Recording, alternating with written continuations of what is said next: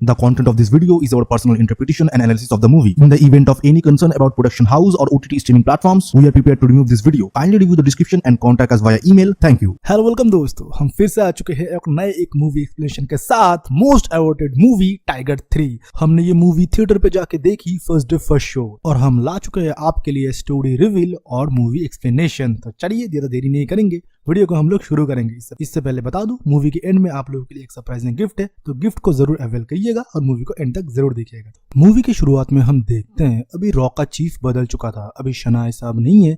वो किसी को बता रहे थे, गोपी हमारा एजेंट जिस हालत में है उसे सिर्फ एक ही आदमी बचा सकता है, जिसको मौत का भी खौफ नहीं है, वो और कोई नहीं हमारा सलमान खान मतलब टाइगर होता है। फिर हमको टाइगर का एक शॉट दिखाया जाता है जो कि बाइक लेके एक ठिकाने पे जाते हैं गोपी को बचाने के लिए। आप लोगों को याद होगा, गोपी वही आदमी है जो कि टाइगर 2 में टाइगर को शूट कर रहा था जब टाइगर जोया को लेके भाग रहा था। पर भाई हमारा टाइगर तो टाइगर है, वो दुश्मनों के इलाके में जाता है, उनको अच्छी तरीके से पीटता है और गोपी को बचा लेता है। और गोपी का हालत तब बहुत ही नाजुक था। वो जाते जाते ये बोल जाता है, हमारा ही एक एजेंट हमको डबल क्रॉस कर रहा है, वो और कोई नहीं तेरी बीवी जोया है। फिर क्या टाइगर जोया पे नजर रखने लगा, उनका एक बेटा भी होता है और वो बहुत बड़ा हो चुका है। हमको टाइगर जिंदा में उसका एक झलक हमको दिखा था।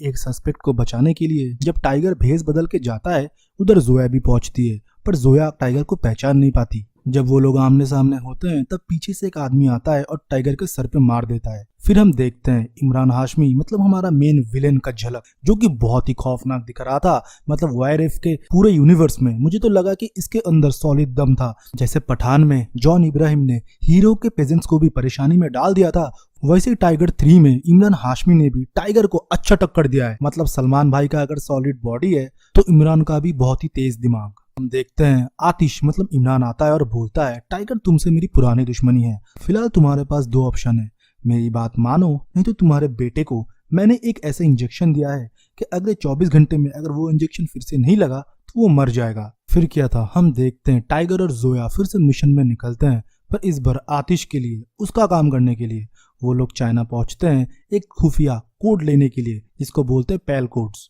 टाइगर अपने पुराने बंदों को एक्टिव करता है, सबको कॉल कर देता है कि उसके साथ मिशन में जुड़ने के लिए, पर इस बार ये पर्सनल था। फिर हमको पूरा प्लान दिखाया जाता है जहाँ पर वो सूटकेस की जो रखवाली थी वो थी जापानीज जनरल। और आप लोगों को तो याद ही होगा वो स्पा वाला फाइट सीन जहाँ पर कैटरीना कैफ एक लड़की से लड़ रही थी। लाइक ऑसम फाइट सीन था, आपको बहुत मजा आएगा। फिर उधर फाइट सीन होता है और उधर से वो आयरिश स्कैन उस बंदी का चुरा लेती है, और दूसरी तरफ टाइगर उस विला के अंदर एंटर करता है उस सूटकेस को चुराने के लिए।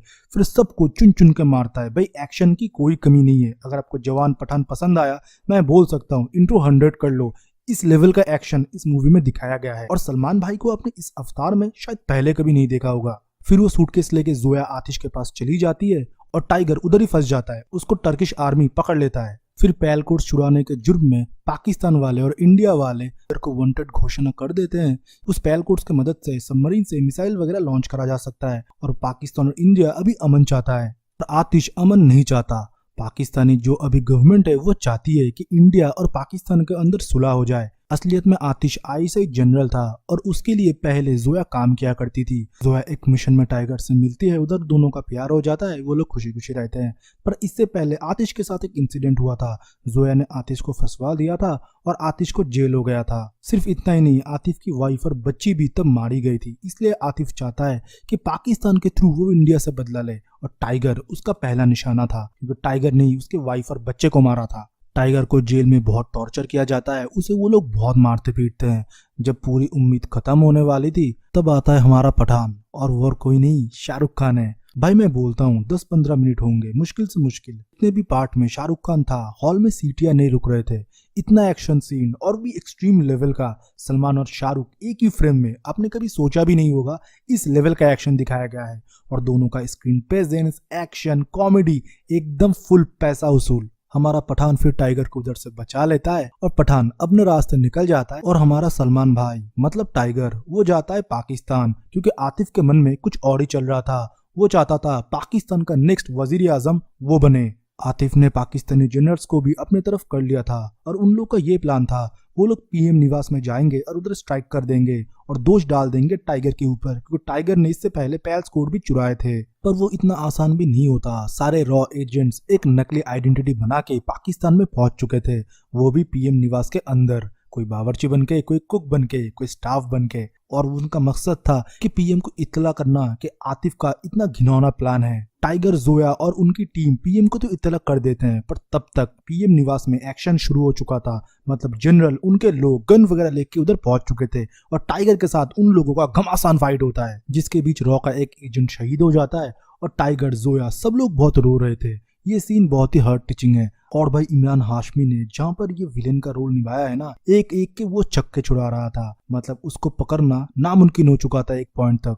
जब वो कंफर्म हो गया है कि टाइगर पीएम निवास में आ चुका है, उसका काम और भी इजी हो गया। अब उसका प्लान ये था कि पीएम को वो खुद मारेगा, दोष डाल देगा टाइगर के ऊपर। सब लोग उसको देशद्रोही मानेंगे, ना वो अपने देश में जा सकता है ना पाकिस्तान में रुक सकता है। फिर उसको मौत की सजा सुनाया जाएगा। और भाई आप लोगों को तो पता है ना, जब तक टाइगर मरा नहीं तब तक टाइगर हरा नहीं।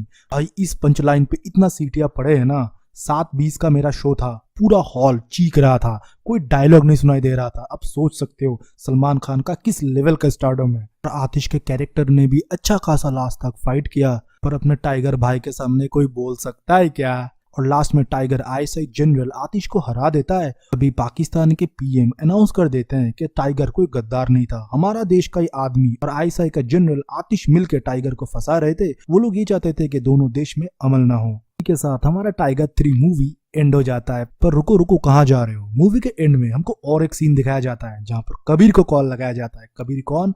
हमारा वॉर का superstar, super spy Hrithik Roshan. उसको कॉल करके ये बोला जा रहा था, और एक दुश्मन देश के लिए बहुत खतरा बन चुका है। अब तुमको सही गलत का फैसला मिटाना पड़ेगा, तुमको बहुत गलत भी होना पड़ेगा, कभी कभी तुम रात को सो भी नहीं पाओगे ये गलत काम करते हुए। और वो सीन बहुत ही डेडली था। ऋतिक रोशन का लुक एक्सट्रीम लेवल का था। बंदा तो हैंडसम है, इसी के साथ साथ फाइटिंग स्पीड भी बंदे का सॉलिड दिख रहा था स्क्रीन पे। ओवरऑल बोलूं तो मुझे तो ये मूवी बहुत पसंद आया। वाईआरएफ के स्पाई यूनिवर्स में मैं बोल सकता हूँ कि सबसे ज्यादा पैसा कमाने वाला फिल्म शायद यही बनेगा, क्योंकि इसमें एक्शन भर भर के हैं और शाहरुख खान के केमियो पे इतना तालियां और सीटियां पड़े हैं आप लोग सोच भी नहीं सकते। 500 करोड़ तो ये मूवी ऐसे ही कमा लेगा। और आगे जाके हमको ये तीनों एक साथ दिखेंगे, मतलब टाइगर, पठान और कबीर। तब आएगा असली मजा, और तब तो 1000 करोड़ एकदम कंफर्म है। मतलब बॉलीवुड के दिन सुधार रहे हैं। और ये भी बता दूं, विलेन भी तब सॉलिड होगा, मे बी जूनियर एनटीआर हो, क्योंकि उसको भी कुछ दिन पहले कंफर्म किया गया है, पर ये अभी तक रूमर्स है। अगर ये होता है तो साउथ और पैन इंडिया सुपरस्टार मिलके एक ऐसी मूवी बनेगी जो हो सकता है कि एवेंजर्स के कलेक्शन को भी पीछे छोड़ दे। जो भी हो मुझे उतना फर्क नहीं पड़ता, पर वाईआरएफ यूनिवर्स में इतने अच्छे अच्छे मूवीज बन रहे हैं तो और भी एक्सपेक्टेशन बढ़ रहा है कि आगे जाके कोलैबोरेशन में क्या कुछ हो सकता है। तो इतना ही था आज का एक्सप्लेनेशन और स्टोरी।